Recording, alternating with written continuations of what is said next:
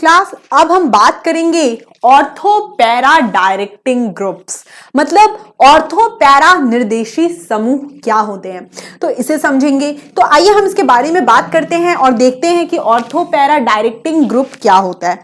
तो मैं आपको बता दूं कि जो ग्रुप बेंजीन रिंग को एक्टिवेट करते हैं उन्हें हम ऑर्थो पैरा डायरेक्टिंग ग्रुप कहते हैं। कैसे समझ सकते हैं, देखिए यहां पर हम इन चीजों को भी समझना बहुत जरूरी है। तो देखिए यहां पर हम देखते हैं कि बेंजीन रिंग है, यहां पर हम देखेंगे कि यहां अगर हमने कोई समूह लगा दिया, जैसे हमने यहां पर NH2 एक समूह लगाया। अब देखिए यहां पर क्या होगा कि अगर हम यहां पर नाइट्रेशन या हैलोजिनेशन या फ्रिडिल क्राफ्ट अल्काइलेशन की बात करते हैं, जैसे हम यहां पर बात करते हैं फ्रिडिल क्राफ्ट अल्काइलेशन की, तो देखिए यहां पर अगर हमने फ्रिडिल क्राफ्ट अल्काइलेशन की बात की तो हमारे पास जैसे यहां पर CH3Cl है और हमारे पास AlCl3 है, यहां पर हमारे पास CH3Cl और AlCl3 है। तो देखिए यहां पर क्या चीजें संभव है। अब देखिए अगर हमारे पास सिर्फ बेंजीन रिंग होता तो हमें प्रोडक्ट पता था, लेकिन यहां पर बात करेंगे ऑर्थो पैरा और मेटा की। देखिए यहां पर अगर हम बेंजीन रिंग को देखें, यहां पर हम अपने इस ग्रुप को देखें NH2, तो इस ग्रुप की रेस्पेक्ट में ये पोजीशन ऑर्थो कहलाती है। क्या कहलाती है? ऑर्थो। ये पोजीशन मेटा कहलाती है।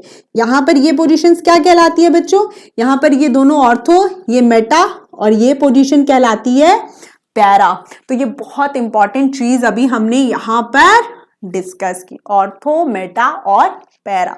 अब देखिए हम यहां पर क्या बात करेंगे कि यहां पर जो प्रोडक्ट होगा वो क्या होगा, वो क्या हो सकता है, वो ऑर्थो भी हो सकता है, वो मेटा भी हो सकता है, वो पैरा भी हो सकता है। तो मैं आपको बता दूं कि अगर बेंजीन रिंग में सक्रियकारी समूह यानी एक्टिवेटिंग ग्रुप होंगे तो वहां पे प्रोडक्ट हमारा ऑर्थो एंड पैरा होगा। कैसे समझ सकते? देखिए यहां पर जो हमें प्रोडक्ट मिलेगा, यहां जो हमें प्रोडक्ट मिलेगा, यहां ये होगा आपका ऑर्थो। यहां पर क्या हो जाएगा बच्चों? ये हमारा ऑर्थो पोजीशन है। अब देखिए हमारे पास दो ऑर्थो पोजीशन है, दोनों में CH3 की ग्रुप नहीं लगाएंगे, वहां पर हर जगह CH3 की ग्रुप नहीं लगाएंगे, हम सिर्फ किसी एक ऑर्थो पे लगाएंगे। और क्या प्रोडक्ट आएगा? दूसरा प्रोडक्ट आएगा हमारा यहां पर, देखिए यहां पर क्या आएगा हमारा दूसरा प्रोडक्ट? पैरा आएगा। हमारा दूसरा प्रोडक्ट क्या आएगा? पैरा आएगा। तो देखिए ये चीज यहां पर हमें समझ में आई। तो यही होता है सक्रियकारी समूह का। अभी देखा क्या हमने, कैसे सक्रियकारी समूह रिएक्शन को हैलोजिनेशन के साथ या फ्रिडिल क्राफ्ट अल्काइलेशन, असाइलेशन में कैसे प्रोडक्ट आएंगे, और बहुत सारे प्रोडक्ट को करेंगे। पर यहां पर और भी चीजें समझनी बहुत जरूरी है, आइए उन्हें देखते हैं। बात करेंगे अब जरा इलेक्ट्रॉन रागी प्रतिस्थापन अभिक्रिया में ऑर्डर क्या होगा। ऑर्डर क्या होगा? अब देखिए बच्चों यहां पर हम इलेक्ट्रॉन रागी प्रतिस्थापन अभिक्रिया को जरा समझते हैं। यहां पे देखिए हमारे पास बेंजीन रिंग है, मतलब यहां पर क्या होना चाहिए? इलेक्ट्रॉन घनत्व। ये क्या होगा हमारा? नाभिक स्नेही। यहां पर क्या होगा? नाभिक स्नेही। और यहां पर अगर हमने E+ लिखा, जिसे हम इलेक्ट्रॉन रागी बोलते हैं, इनसे हम क्या बोलते हैं? इलेक्ट्रॉन रागी। हमने क्या देखा कि ये जो इलेक्ट्रॉन रागी है ये बेंजीन रिंग में जाकर जुड़ जाता है, आबंध बनाता है, और यहां पर प्रोडक्ट में हमें इलेक्ट्रॉन रागी प्रतिस्थापन अभिक्रिया मिलती है। ये इलेक्ट्रॉन रागी कैसा होता है? इसके पास होती है इलेक्ट्रॉन की कमी। इसके पास क्या होती है?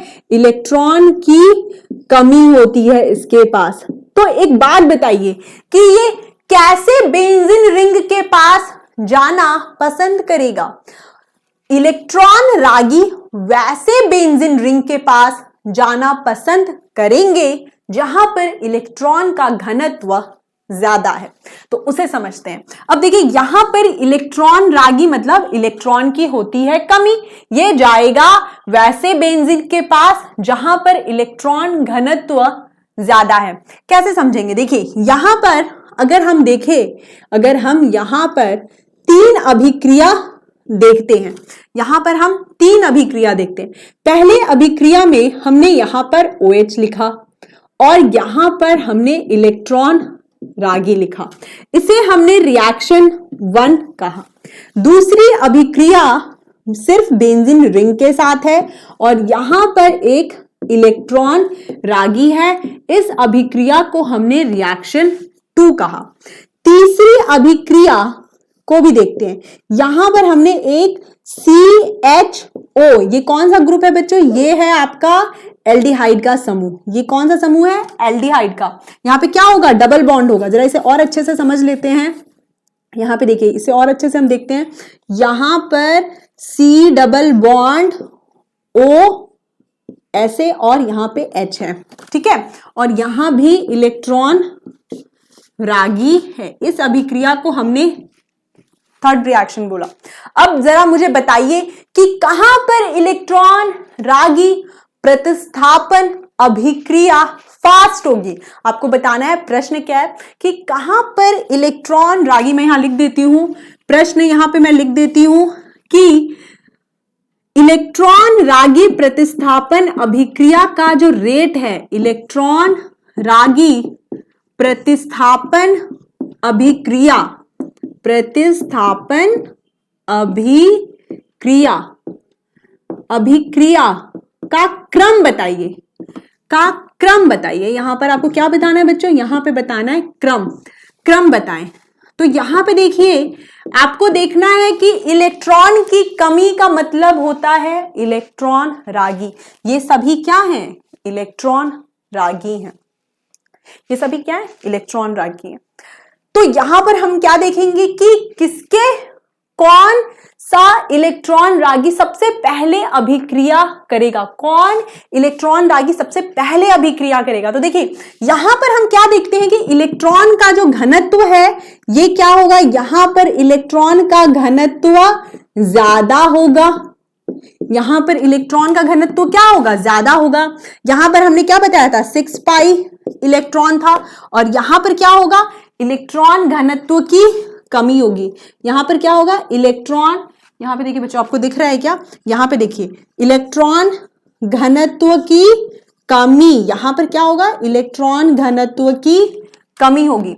तो देखिए इलेक्ट्रॉन की कमी ऑलरेडी इलेक्ट्रॉन रागी के पास है। जहां इलेक्ट्रॉन डेंसिटी ज्यादा होगी वहां पर ही इलेक्ट्रॉन रागी जाएगा। अब देखिए इलेक्ट्रॉन रागी, इलेक्ट्रॉन की कमी है, इसे इलेक्ट्रॉन की भूख है, मतलब इसे इलेक्ट्रॉन चाहिए। तो इलेक्ट्रॉन कहां मिलेगा, जहां पर इलेक्ट्रॉन डेंसिटी ज्यादा होगा। तो इलेक्ट्रॉन डेंसिटी यहां ज्यादा है, मतलब रिएक्शन 1 सबसे फास्ट होगी, रिएक्शन 1 फास्ट होगी, फिर सेकेंड, और फिर आएगा हमारा थर्ड रिएक्शन।